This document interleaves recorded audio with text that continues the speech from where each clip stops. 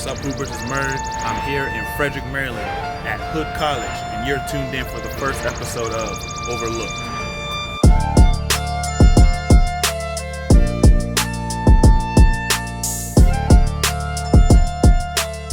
What's going on, y'all? So we're here in the gym.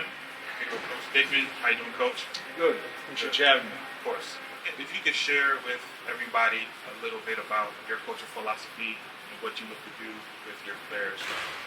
Yeah, I mean, we kind of play an outside-the-box style. We're trying to be a national-level team. It's going to be tougher if we're just playing just like everyone else, half court, doing the same types of things. So we do some unique stuff. One of the things we really emphasize is shooting.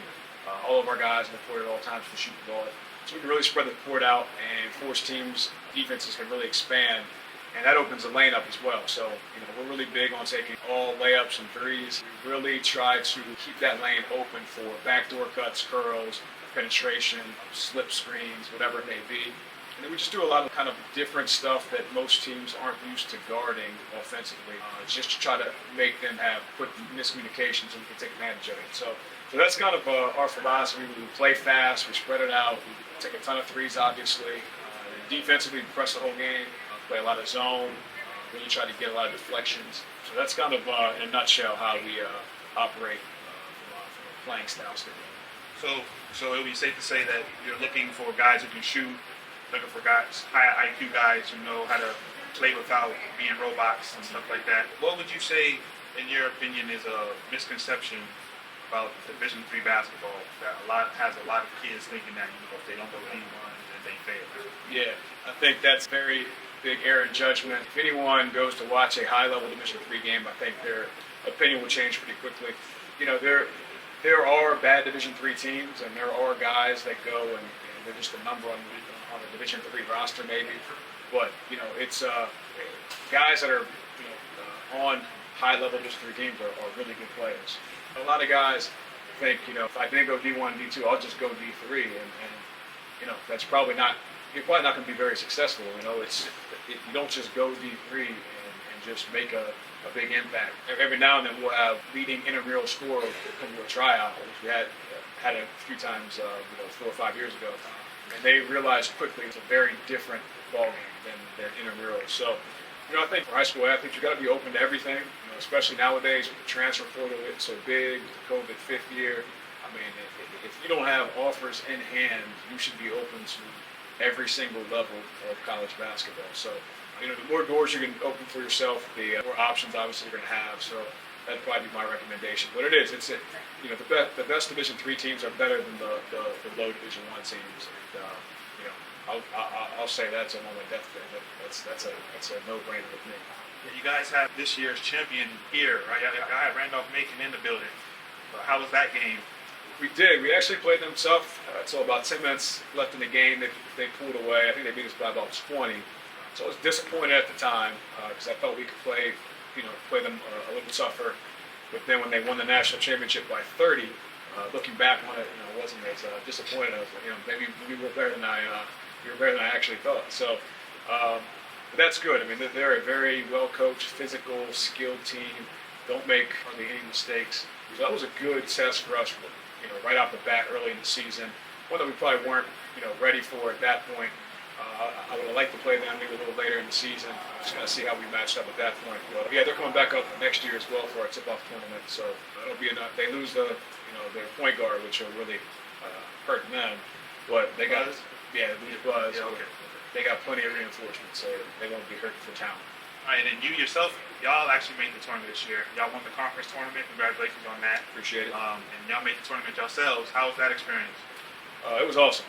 That's our goal every year. This was the first year that any team on campus in school history has actually won the MAC Commonwealth Tournament Championship. So, we were regular season co-champs and then tournament champions. We beat Eastern at their place to bring home the title. And, it was great. There was a ton of support from the school and our fans. And then for the NCAA tournament, we ended up having to play a really good team from New York, who ended up being the 10th ranked team in the country, I believe, Oswego State. And it wasn't a great matchup for us because the things that they were really good at, we struggled sometimes with. Played really well the first 10 minutes, had them down double digits, and then kind of hit up a little cold streak. And they were able to take control right before halftime. And We ended up losing by, I think, 8 points. So, we played with them, but their offensive rebounding just killed us. And so that's something we got to continue to emphasize moving forward. Hopefully get over that hump and start making some noise in the NCAA tournament. Sure. Thank you, Coach. I appreciate you taking the time. No problem. And Appreciate it. good luck for the off season and moving forward for next season. Thank you. Appreciate it. Yes, sir. All right, y'all, we're back. We're here in the locker room. I'm here with Jared Young and Garrison Linton. I want you guys to share a little bit about your careers, what's happened up until this point, and we'll start with that. Had a dream of the game of basketball, honestly. Went prep at Episcopal High School in Alexandria, Virginia. State champions my junior year. Didn't make varsity, didn't play varsity until senior year. Finally made varsity, got to the state semifinals my senior year. Had like some Division III and post-grad looks because I skipped a grade coming out of high school and decided to go to Princeton University as a regular student, where I played club basketball and practiced with the women's varsity team, which was nationally ranked at the time and actually had a player selected in the WNBA lottery. My junior year, coronavirus hit. I came home, was playing in an open gym, and long story short, came into contact with Coach Art, who is an assistant here at Hood, and he, put me on to the idea of possibly grad transferring since I hadn't used any eligibility. Came to Hood, played in an open gym, went on a visit. Coach Dickman gave me the go-ahead, like my game, and brought me on here. And then, this year was my first year out of 2 years that I have eligibility, where I'm also getting my master's degree in data analytics. Yeah, so first year, got the MAC chip. Next year, just putting in the grind and hopefully repeat. Yeah, so I went to Oakdale High School for 4 years. My junior year got canceled when we were in the state semis, so we weren't able to finish it out. And my senior year, we only had 4 games, so I got a lot of recruitment through AAU and the global squad, and with John Alexander, he hooked me up with Chad Dickman, the head coach here, and he ended up offering me. So I'm still building my story. I'm a freshman here, we won the championship, got 3 years left, so it goes on. Cool. So what would y'all say is, well, especially for you, Jared, coming from a Division I facility, you've seen what it's like at that level. The whole purpose of this channel here is to try to educate young hoopers that just because you don't go to D1 doesn't mean you failed. And that you're still part of a very elite, selective people to play college basketball. What can y'all say as far as any myths about Division III that have been squashed since y'all have been playing, and just your experience in the Division III space? I mean, Garrison and I talk about this all the time. I think it's actually really funny, but I mean, it's not sweet. You have people here at this level that really work on their craft. They're getting developed by the coaching staffs that actually believe in them, and are spending time and resources on them to be top guys, and so as a result, they're developing a lot faster than someone who might be sitting on the Division I bench or going to a bad Division I culture. The biggest thing that we've seen is just at the end of the day, people still get dunked on. If you don't play defense, you're still not going to play. Basketball is basketball at the end of the day, and if you walk into a championship D3 environment, such as what we were fortunate enough to experience, going to the NCAA tournament, staying in the hotel, doing the whole thing. I mean, great competition is great competition, and we were able to see the #1 team in the country who won the national championship come into our building.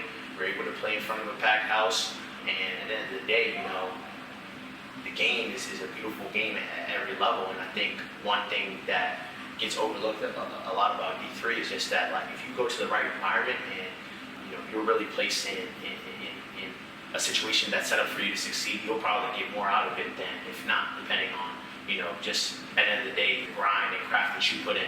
If you're that good, we've played with pros. We played with the 2 best players in our program history. Bottom line is they give any Division I guy a bucket. We know that. And it literally just comes down to the craft and work that they put in on their game, just kind of removing themselves from the label and just more so, focusing on respect of the game and taking it seriously no matter what level you're at. Yeah, and so I'm one of the examples. I grew up in an environment where it was kind of D1 or bust as well, so when I came here I was a little upset obviously, but when I came here and realized that everyone wants to put in work, and basketball at the end of the day, it's their jobs to win basketball games, and they're picking you, even if it's a D3 school, they're choosing you to help them win that basketball game. So you just got to take it, and don't take it for granted. Like all the offers you get, even if it's D3, it's still like that's a big deal. Not a lot of people get to play college basketball. So. All right, well, I appreciate y'all. Thank y'all for the time. Good luck in the off-season. Thank you. Let's look to y'all next year. Yes, sir. Thank you. Thank y'all. Appreciate it. Of course. I appreciate you for tuning in to this first episode of Overlooked. If you enjoyed this, please like, comment, and subscribe, and be on the lookout for the next episode.